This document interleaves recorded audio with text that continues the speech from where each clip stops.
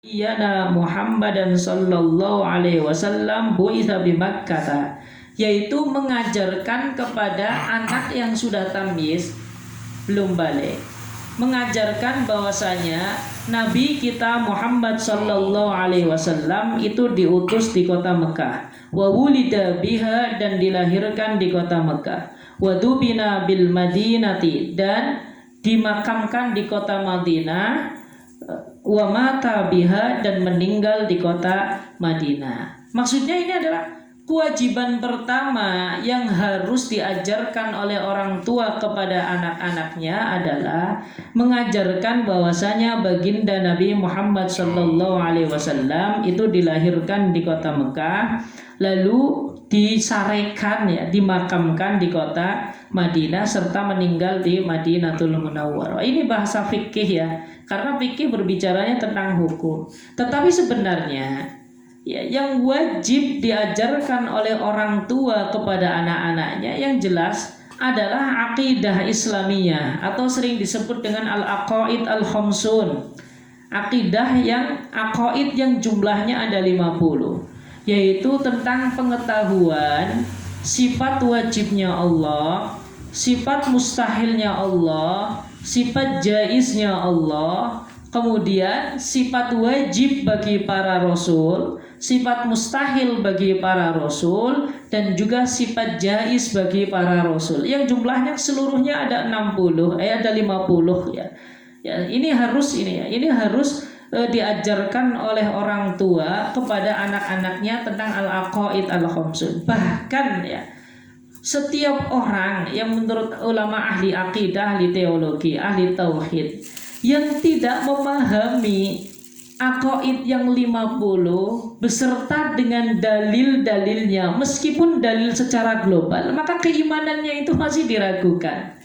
Ya, maka standar keimanan daripada seseorang adalah mengetahui aqaid yang jumlahnya itu ada 50, yaitu ya sifat wajib bagi Allah, kemudian sifat mustahil bagi Allah. Nah, sifat wajib bagi Allah, sifat mustahil bagi Allah ini kan sama sifat jaiz bagi Allah ini kan nanti terkumpul di dalam sifat-sifatnya Allah Subhanahu wa taala yang terbagi menjadi 4. Nanti kan ada sifat nafsiyah, nanti ada sifat salbiyah, kemudian nanti ada sifatul ma'ani, kemudian nanti ada sifat ma'nawiyah. Nah, ini semuanya nanti akan dibahas di dalam pembahasan ilmu tauhid.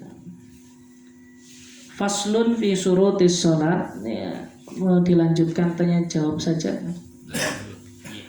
Oke. Allah, silakan.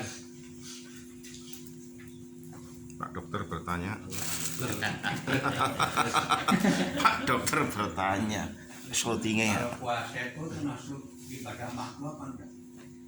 Puasa itu mahdoh. Hanya saja kalau di dalam puasa itu nanti itu bisa dikodoni dan juga bisa dibayarkan fidyah. Berbeda dengan sholat. Karena memang hadisnya sebenarnya yang kaitan dengan puasa. Ini hadisnya nanti itu sebenarnya hadis di dalam puasa, sehingga yang di dalam sholat itu malah justru tidak diwajibkan. Kalau di dalam puasa itu ada, sebagaimana perempuan yang haid dan nifas ketika meninggalkan puasa itu diperintahkan untuk dikodoni. Berbeda dengan sholat. Saya Monggo. ini langsung saja di bab yang tadi, yang pertama itu tambih, yang pengingat pertama. Jadi barang siapa yang mati dan masih memperoleh tanggungannya. Dari paragraf ini kita memahami di situ ada dua pendapat ya. Yang pertama itu yang dilakukan oleh Imam yang pertama itu yang berpendapat tidak perlu diqadha dan tidak perlu membayar fidyah bagi ahli Warisnya. Kemudian walaupun itu baik itu ada wasiat maupun tidak. Ya. Ini pendapatnya yang siapa ini, Pak? Mayoritas Syafi'iyah. Oh, berarti ini yang mayoritas begitu ya.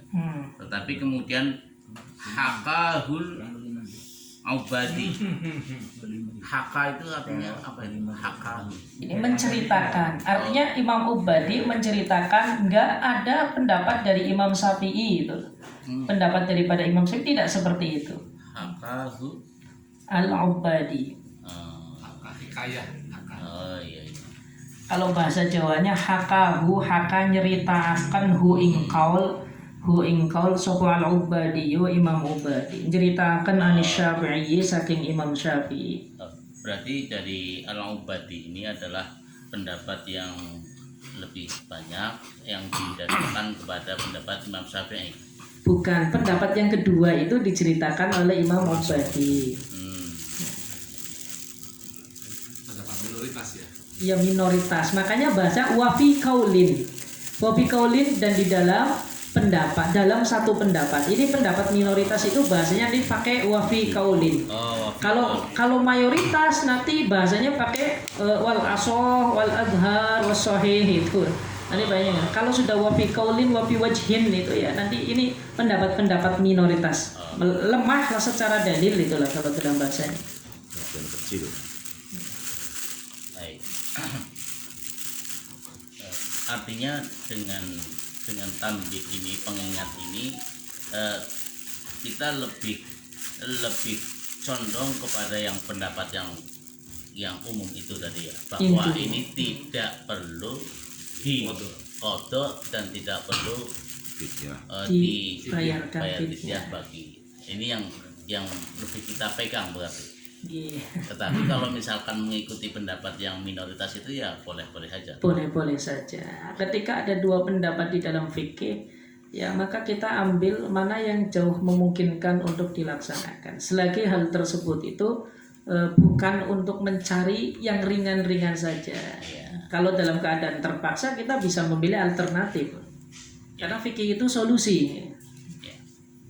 Baik, lanjut kepada paragraf berikutnya. Ini di sini ada dua pengertian yang menurut saya agak sama tapi mungkin berbeda, yaitu tadi ada istilah mumayyiz atau sudah tamyiz ya. Sudah tamyiz, terus tadi di bawah ada rosyidan. Sudah cerdas. Ini tadi saya belum melihat perbedaan yang ini antara at-tamyiz atau mumayyiz dan rosyidan. Mungkin bisa diterangkan. Ini tentang marhalah ya, atau ini tentang perjalanan hidup manusia. Itu kan nanti diawali dengan masa kecil ya. Ini dalam bahasa Arabnya dusiba. Kemudian nanti setelah itu menginjak usia 4, 5, 6, 7 ya. 4 tahun, 5 tahun, 6 tahun. Nanti dia namanya marhalatut tamyiz. Iya, artinya masa-masa atau fase tamyiz di mana anak itu bisa membedakan mana yang membahayakan dirinya dan mana yang tidak membahayakan dirinya. Kalau dalam bahasa fikih itu yang sudah bisa makan dan minum serta ya buang air besar, air kecil dengan sendirinya. Ini namanya marhalatut tamyiz. Ya, dan ini bisa jadi setelah balik, bisa jadi sebelum balik. Tapi umumnya sebelum balik. Kalau bagi anak yang perkembangannya itu normal. Ya, nanti kemudian setelah itu marhalatul buluh. Si anak itu sudah balik. Nah, balik ini adalah batasan ketika si anak tersebut sudah mulai wajib untuk menanggung beban-beban agama. Ya, kemarin saya jelaskan yang namanya balik itu kan bisa saja dengan mimpi, bisa saja dengan haid, bisa saja usianya genap 15 tahun. Nah, nanti setelah balik baru marhalah yang kedua, marhalah berikutnya adalah marhalah ar-rusydu. Ya, rusdu itu dia sudah balik tetapi dia itu bisa memanajemen dirinya atau memanajemen harta yang dia miliki. Ya, kalau dalam bahasa fikih cara mengujinya gimana? Dia disuruh untuk membeli barang. Ketika si anak tersebut tahu mana barang yang mahal, mana barang yang murah. Lalu ketika si anak ada upaya untuk menawar ketika harga tersebut terlalu mahal. Lalu ketika ada anak punya pilihan untuk meneruskan atau membatalkan transaksi jual beli ketika melakukan jual beli barang. Maka ini sudah dikatakan rusyad. Sebab nanti kan ada di dalam fikih itu orang yang sudah balik tapi otaknya, akalnya itu kurang. sehingga manajemennya itu tidak sempurna. Ya, maka ketika anak yang semacam itu belum dikatakan rasyid. Nanti hukumnya beda, terutama di dalam bab muamalah dan lain sebagainya. Berarti secara kebahasaan tarjamah atau transliterasi untuk tamyiz sama rusd ini tadi, kalau rusd cerdas ya. Ya, cerdas. Tamyiz itu pinter atau apa itu?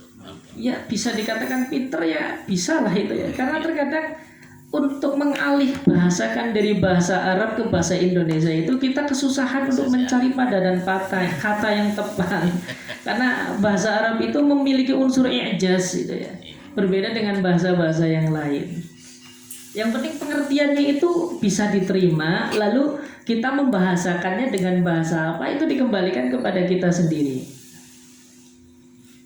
Ya. Bentar aja dulu. Terima kasih. Kalau tamjiz itu biasanya yang kalau di sambut ngakal gitu. Biasanya Nalar. tamjiz. Nalar. Nalar. Nah, nalar. Jawa. Jawa. Nalar. Bocah wis nalar. Jawa nih. Manglingi kayak angling. Tamjiz nalar. Kalau rusdan itu ya cerdas. Monggo yang lain silakan. Kang Ad. Itu masih nyambung Pak Oke. Dokter ya. Nggih monggo. Antara tamyiz dengan rasyid ada tentang perbedaannya, mungkin tentang masalah hukum. Sebab Rasyid tadi sudah cerdas, bisa memanage gitu. Kenapa kok tidak memakai fatonah gitu, cerdas gitu kan, sama-sama lebih fatonah gitu. Sebenarnya Masih gitu.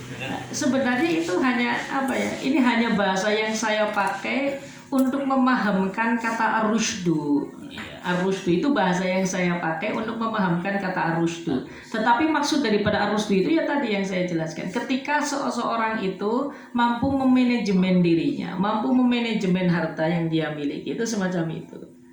Itu bahasa yang saya pilih gitu ya. Kalau dalam bahasa kenapa pakai fatonah? Fatonah itu sifatnya Nabi ya.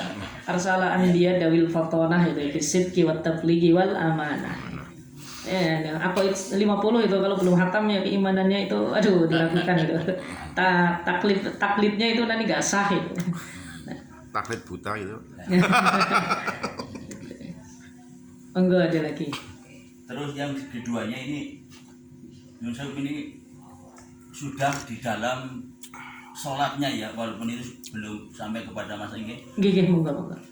Ini sering menjumpai seorang imam, saya ulang ya, Iya. ini mohon untuk pencerahan itu ya. Ketika perubahan takbir, ada yang ketika sudah bangun dari rukuk, Allahu Akbar, tapi ada yang sudah sujud baru Allahu Akbar itu.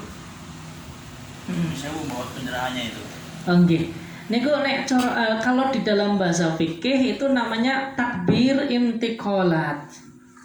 Kan wonten takbiratul ihram. Takbiratul ihram itu adalah takbir ketika orang itu pertama kali melakukan sholat. Allahu Akbar.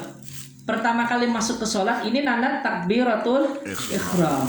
Dan juga disunahkan di dalam takbiratul ihram itu mengangkat kedua tangan. Jadi kalau takbiratul ihram nggak ngangkat kedua tangan juga nggak jadi masalah. Karena itu hukumnya sunnah. Nah, kemudian takbir yang dilakukan oleh imam dari satu rukun ke rukun yang lain, ini namanya takbiratul intiqalat. Nah, takbiratul intiqalat juga hukumnya sunnah. Hukumnya sunnah. Artinya, ketika ini tidak dilakukan oleh seseorang yang atau tidak diucapkan oleh seseorang yang melakukan sholat, karena ini perkara sunnah, maka tidak bisa mempengaruhi sah dan tidaknya suatu sholat. Nah sekarang pertanyaannya tadi, kembali ke pertanyaan.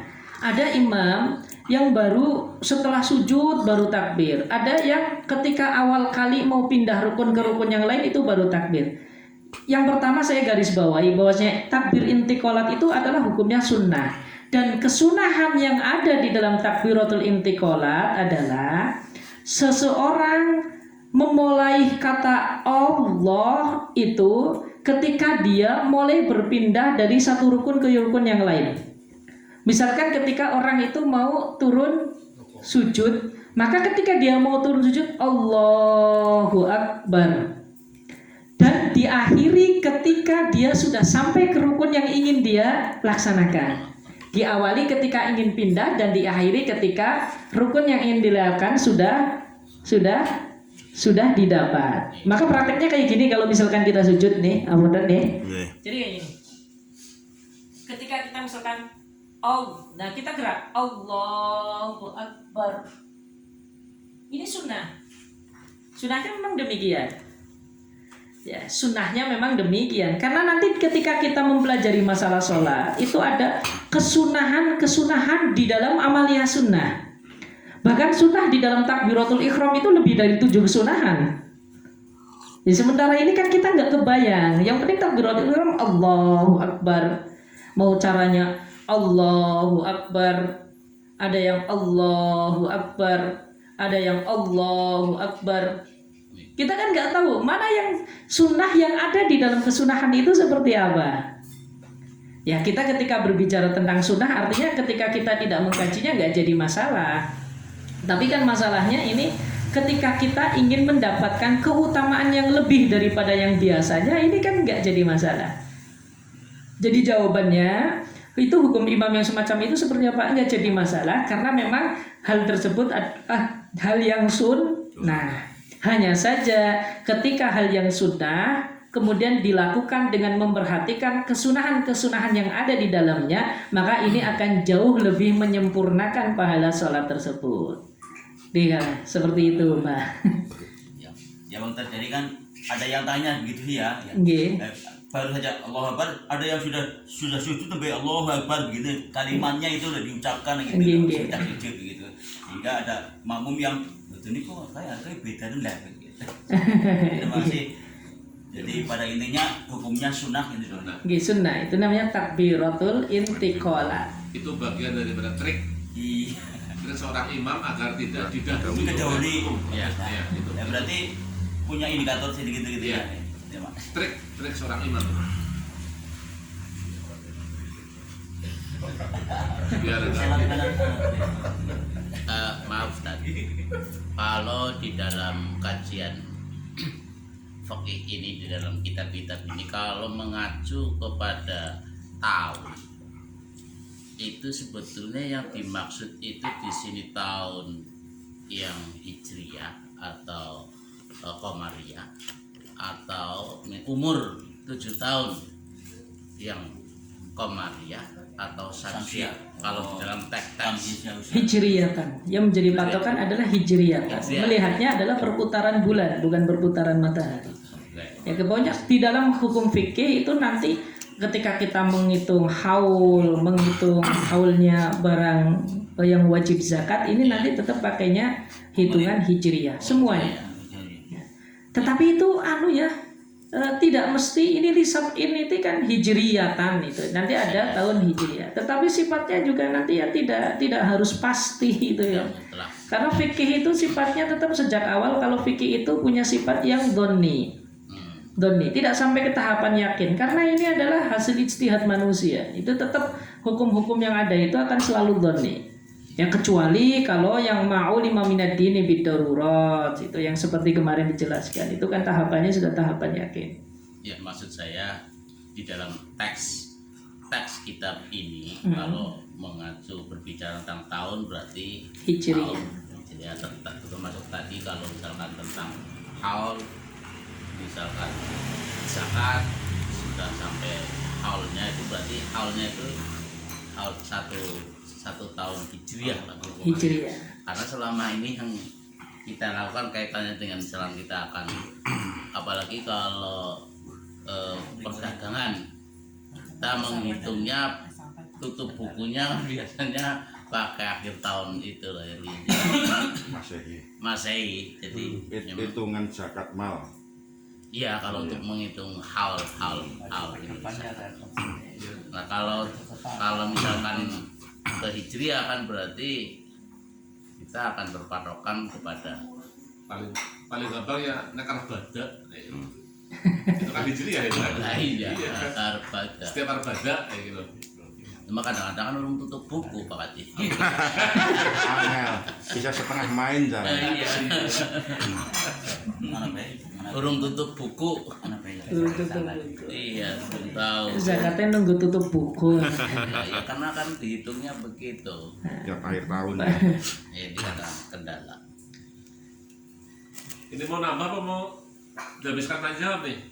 Saya tak mau Tanya jawab. izin nggih, Oke, oke. mau ke Depok. Oke, Pamun kita. oke, monggo. Ini udah alhamdulillah.